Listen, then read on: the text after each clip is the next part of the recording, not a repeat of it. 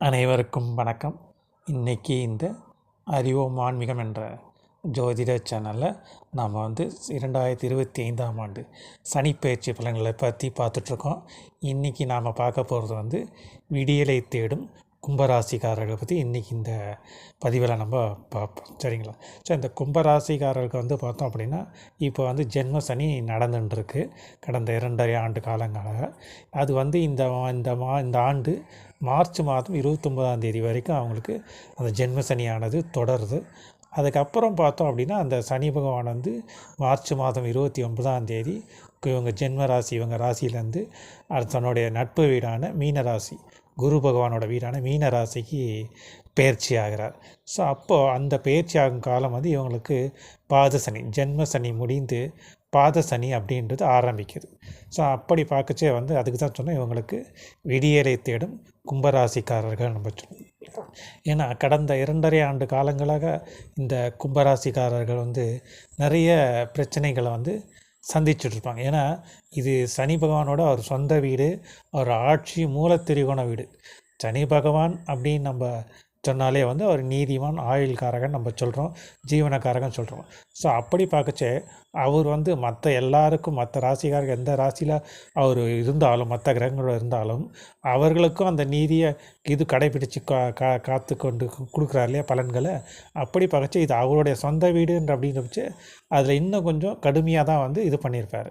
So அப்படி பார்க்கச்சே இந்த கும்பராசிக்காரர்களுக்கு கடந்த 2.5 ஆண்டு காலங்களில் நிறைய பிரச்சனைகள் நிறைய சந்திச்சிருப்பாங்கன்னு கூட நம்ம சொல்லலாம். மருத்துவ செலவுகள் அதிகமாக இருக்கும், உடல் பாதைகள் நிறைய பேர் சந்திச்சிருப்பாங்க. அது மட்டும் இல்லாத தொழிலில் நிறைய பேருக்கு வேலைகள் இழந்திருப்பாங்க, வேலைகள் மாற்றம் இருக்கும், வேலைகள் சரியான இதில் இருக்காது. அப்படியே என்ன தான் கடினமாக உழைச்சாலும் அதுக்கேற்ற பலன் இருக்காது. அது மட்டும் இல்லாத ஒரு சில இடத்துல வேலை செய்துட்டு சம்பளம் வராத ஏமாந்தும் போயிருப்பாங்க. அதில் குடும்பத்துலேயும் ஒரு சில பிரிவினைகள், பிரச்சனைகள் நிறைய சந்திச்சுருப்பாங்க. இவங்க இது எந்த ஒரு வேலையிலையும் தடைகள், தாமதங்களே இருந்திருக்கும். இவங்களுக்கு பேச்சிலையும் இவங்களால் எதுவும் செயல்பட முடியாத காரணத்தால் மன உளைச்சல், ஸோ இப்படி எல்லாமே மன போராட்டங்கள் என்று இப்படி பல விதத்தில் இந்த கும்பராசிக்காரர்கள் கடந்த 2.5 ஆண்டு காலங்களாக நிறைய பிரச்சனைகள்லாம் நிறைய சந்திச்சிட்ருப்பாங்க. இருந்தாலும் இப்போ அவங்களுக்கு அந்த இதில் உடனே ரிலீஃப்னு நம்ம சொல்ல முடியாது. ஏன்னா இந்த கும்பராசிலேருந்து இந்த மீன ராசிக்கு வரும் சனி பகவான் பார்த்தோம் அப்படின்னா வந்த ஒரு ஸ்பீட்லேயே ஒரு வக்ரகதி வக்ரம் ஆயிடுறார்.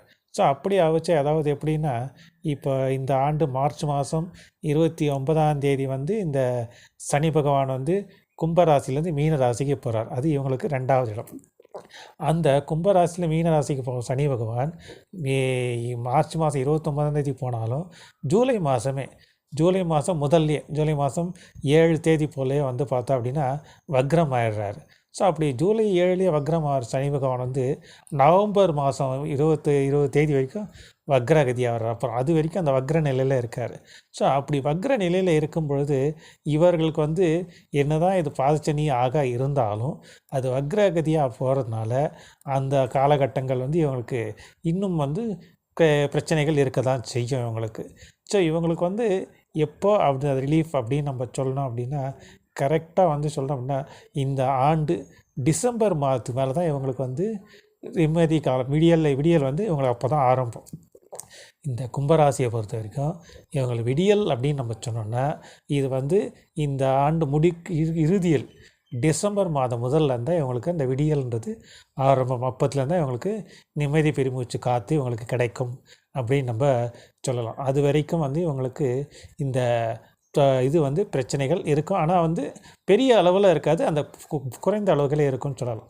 எப்படினாலும் ஒரு 50% பிரச்சனைகள் இவங்களுக்கு இந்த நவம்பர் மாதம் வரைக்கும் எப்படினாலும் இருக்கும். ஏன்னா வக்ரகதி ஆகிறதுனால அந்த காலகட்டங்களில் இவங்களுக்கு அந்த பிரச்சனைகள் இருக்க தான் செய்யும். பட் ஓரளவுக்கு கொஞ்சம் இவங்க இப்போ சமாளிப்பாங்க. இப்போ இது வரைக்கும் இவங்களால் இருக்கிற ஓரளவுக்கு இவங்க சமாளிக்க, அதாவது மாற்று வழி இருக்குதுன்னு நம்ம சொல்கிறோம் இல்லைங்களா, ஒரு கதவு அடைச்சா இன்னொரு கதவு தர, அது மாதிரி ஒரு சில தாமதங்கள் அந்த மாதிரி இருக்கும். அதுக்கப்புறம் தான் இந்த கும்பராசியை பொறுத்த வரைக்கும் இவங்களுக்கு ஒரு விடிவினை அப்படின்னு நம்ம சொல்லலாம்.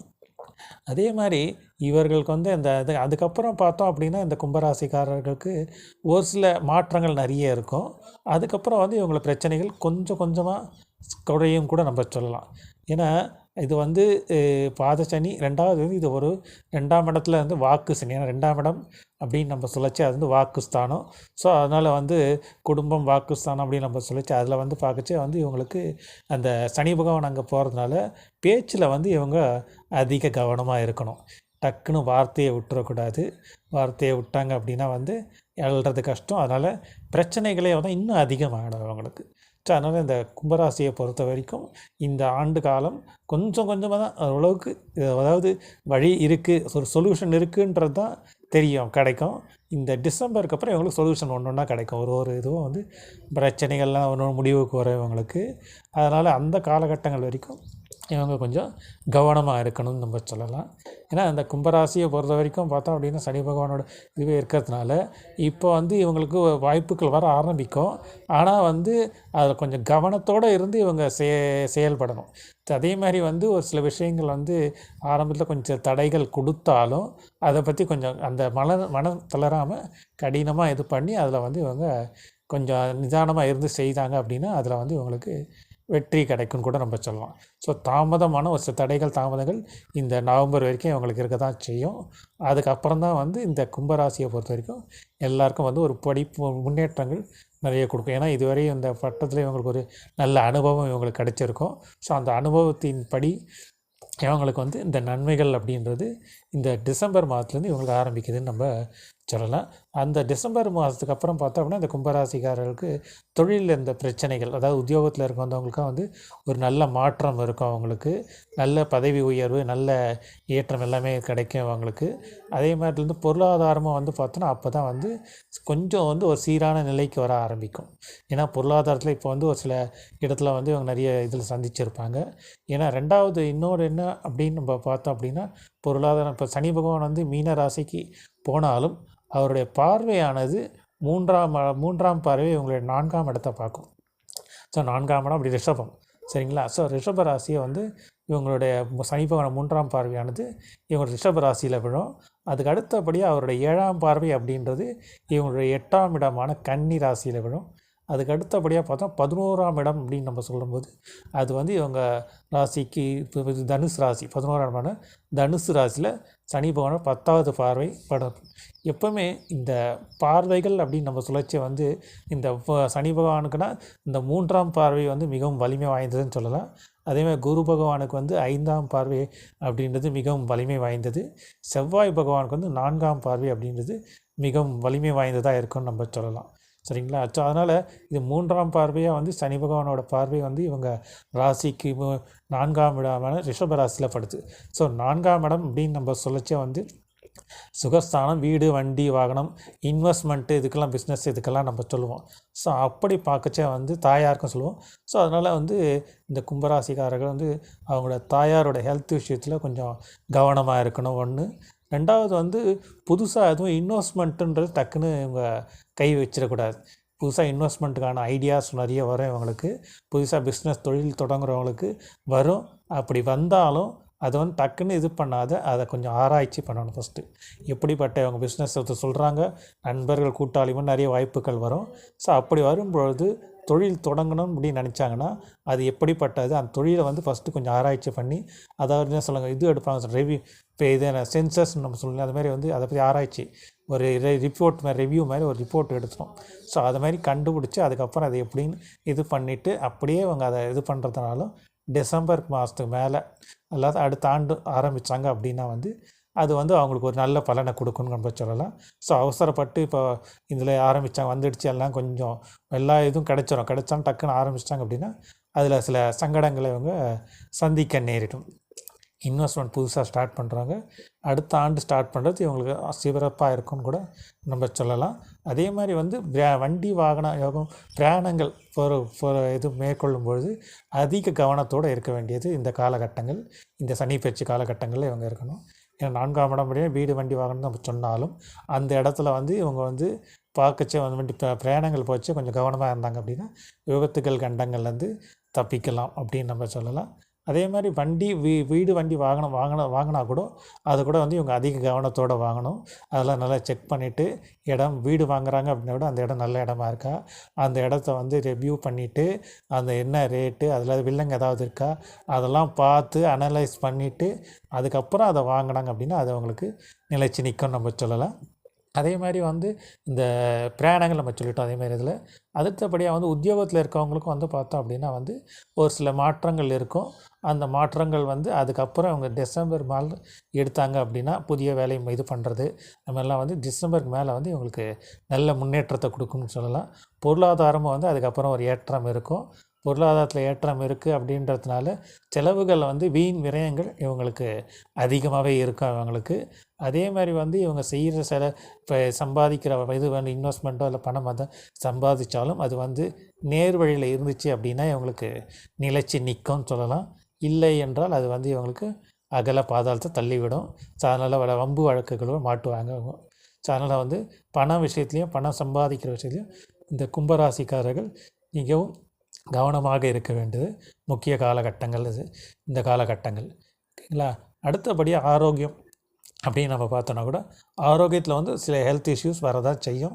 ஸோ அதனால் வந்து இவங்க கொஞ்சம் அதுலேயும் கொஞ்சம் கவனமாக எடுத்துக்கிறது மேலும் சிறப்புன்னு நம்ம சொல்லலாம். ஏன்னா நரம்பு பிரச்சனைகள், கை கால் மூட்டு வலி பிரச்சனைகள் ஒரு சிலருக்கு, ஒரு சிலருக்கு வந்து சிகிச்சை பண்ண வேண்டிய மூளையும் எதுவும் ஆப்ரேஷன் பண்ணுற சர்ஜரிஸ் லெவல் கூட போடுறதுக்கான வாய்ப்புகள் இருக்குது. ஸோ அதனால் கும்பராசிக்காரர்கள் ஆரோக்கிய விஷயத்தில் அதிக கவனத்தோடு இருக்க வேண்டிய காலகட்டங்கள் இந்த சனி பயிற்சி காலகட்டங்களில் இருக்கும்.